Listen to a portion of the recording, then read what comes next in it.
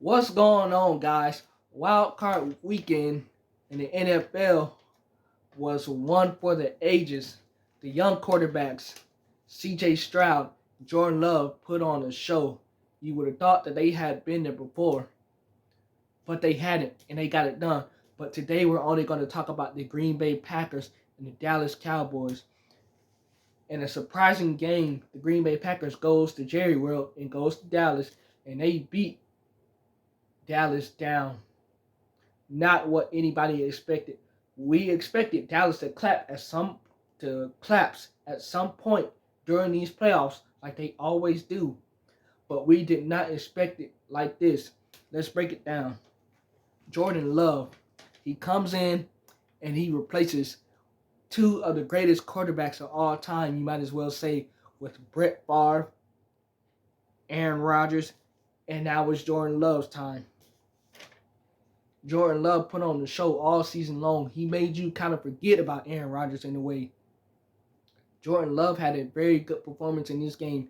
Jordan Love's numbers in this game, he was 16 for 21 in passing attempts. 16 and 21 for passing attempts.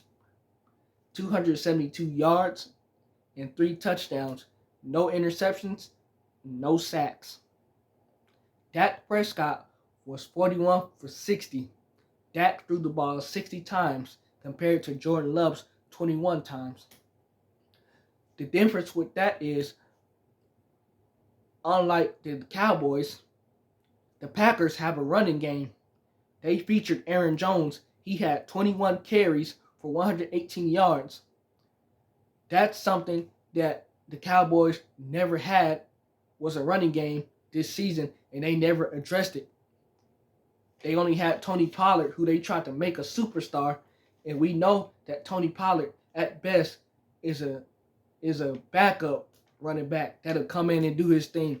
Tony Pollard only had 15 carries for 56 yards. So like I said, that's the difference. Green Bay had a running game. They thrived at it. Dallas didn't have a running game, and that's why Dak had to throw the ball 60 times. Mind you, Kellen Moore got fired by Mike McCarthy last year because Mike McCarthy wants to run the ball more. He wants to run the ball more. He wants to eat up the clock. Mike McCarthy did none of that this season. If Dak had to pass the ball 60 times and Tony Pollard only carried the ball in this game only 15 times for 56 yards, that tells you everything you need to know right there. That's not running the ball or chewing the clock up. That's passing the ball and stopping the clock. But Mike McCarthy, you the one that wanted Kellen Moore fired for this very thing, but you did the same thing as him. So when they start calling for your firing after this game for not having your team ready to go, you get the backlash for it, don't be surprised, because you end up doing the same thing. Y'all did the same thing y'all do every year. Y'all wait till the playoffs and y'all forget how y'all playing in the regular season, and it just all comes collapsing down on you guys.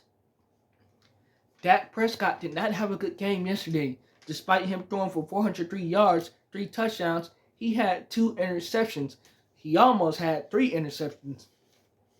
One interception was on Green Bay's side of the field, and once they got the interception, they were on the 5-yard line finna get a touchdown. They ended up scoring that touchdown.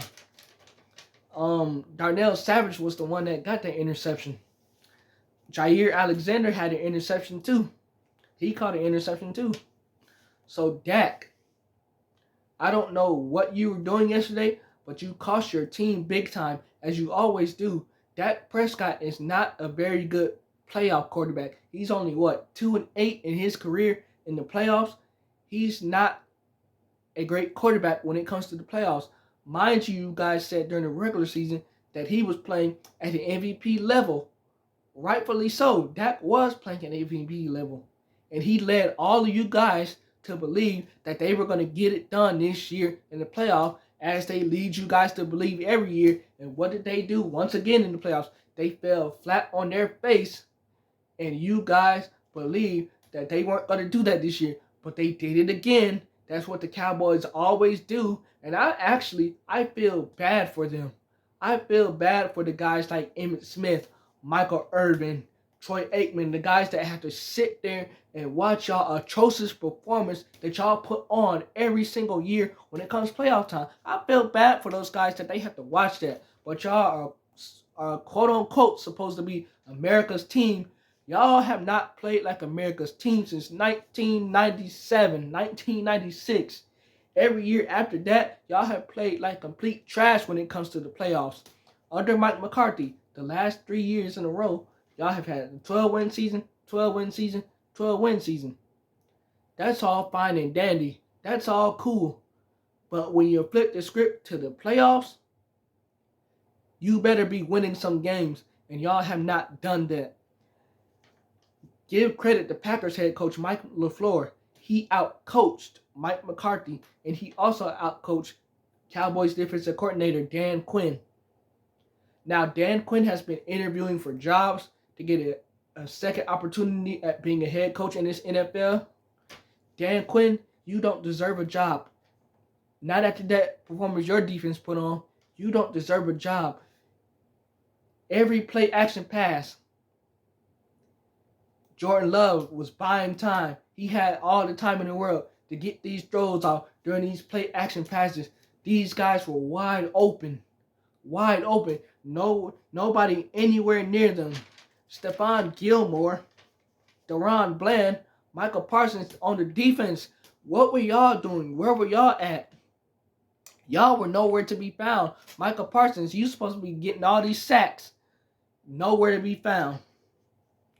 Stephon Gilmore, you supposed to be creating turnovers. Deron Bland, you led the NFL in interceptions this year. You're supposed to be creating turnovers. Nowhere to be found. Romeo Doubs, wide receiver, had 6 receptions for 151 yards, 1 touchdown. Luke Musgrave, the tight end, had 3 receptions, 52 yards for 1 touchdown. Dontavian Wicks had 2 receptions for 25 yards and 1 touchdown. That's inexcusable. Yeah, but y'all defense are so elite. Remember Michael Parsons going back in the beginning of the season? Y'all said that y'all defense was like that 2000s Ravens team, and Shannon Sharp called you guys out or be like, what? It was like, what are y'all talking about? Y'all defense is nowhere near that. Y'all gave up 48 points in a playoff game to a team that y'all respectfully, all respect to the Green Bay Packers, to a team that y'all should have actually beat. Y'all give up 48 points, but your defense is so historic, right, Michael Parsons? Right? Your defense is so historic. Or at least it's supposed to be. DeMarcus Lawrence, remember you were talking all that trash last month about we going to hit him again, we going to hit him again, we going to hit him again, then we going to hit him again. Y'all didn't hit anything on that defense because every time you look around, all Jordan Love had to do was just buy time. And he's throwing darts down the field. Guys wide open. Wide open. Coverage is blown. I mean, my God, y'all talk. That's why nobody likes y'all. Y'all talk all that smack all the time just to get y'all butt whooped. Dak Prescott, your number 1 receiver is CeeDee Lamb. CeeDee Lamb is your number 1 receiver. That's granted. Why were you struggling finding him yesterday? Why were all your throws to CeeDee Lamb way off? Miscommunication. That's a bad time to have a miscommunication and just be way off with your throws to your number 1 receiver. But you do not see CeeDee Lamb pitching a fit or anything or showing you up that he's just CeeDee Lamb is a cool, mild-mannered guy. He's not one of those wide receivers that gets upset when things don't go his way. But if I was CeeDee Lamb yesterday, I would have got upset on national TV. I would not have cared. I would have got upset how the way that Dak Prescott did you in that game by missing those throws or y'all timing was off just by that much. I would have been upset. CeeDee Lamb, you are a good dude for keeping your cool during that game yesterday because Dak, it's a shame on you that you missed a lot of those throws that you had to CeeDee Lamb. Granted, CeeDee Lamb had a 9-yard reception day with 110 yards. I honestly don't even know how CeeDee Lamb even got 9 receptions and 110 yards, because it seemed like every time you look around, Dak's missing him on the throw. Michael Gallup had 6 receptions for 103 yards. Okay, that's cool. Jake Ferguson had 10 receptions on 93 yards. Brandon Cooks had 6 receptions on 47 yards. Okay. But y'all didn't feature those guys all year.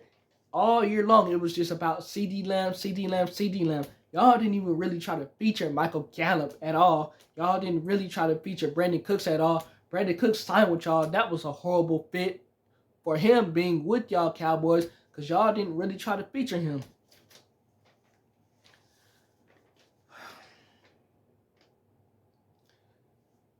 Mike McCarthy, y'all say that he should be fired.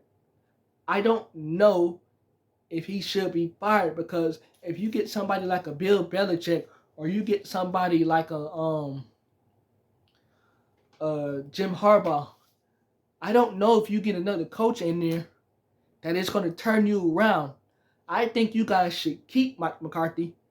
I know it might sound crazy, but you guys need to keep McCarthy, because there's no guarantee that another coach is just going to come in there and turn y'all around. It's no guarantee that another coach is going to come in there and make Dak Prescott play well in January. It's no guarantee. So you might as well keep McCarthy, even though Mike McCarthy said he did not have those guys ready to play. They weren't prepared out there to play. No coach on the NFL playoff team in January should be saying, oh, I didn't have my guys ready to play. That's the first bad sign. That's the second bad signal of that. That should not, no coach should not be saying that.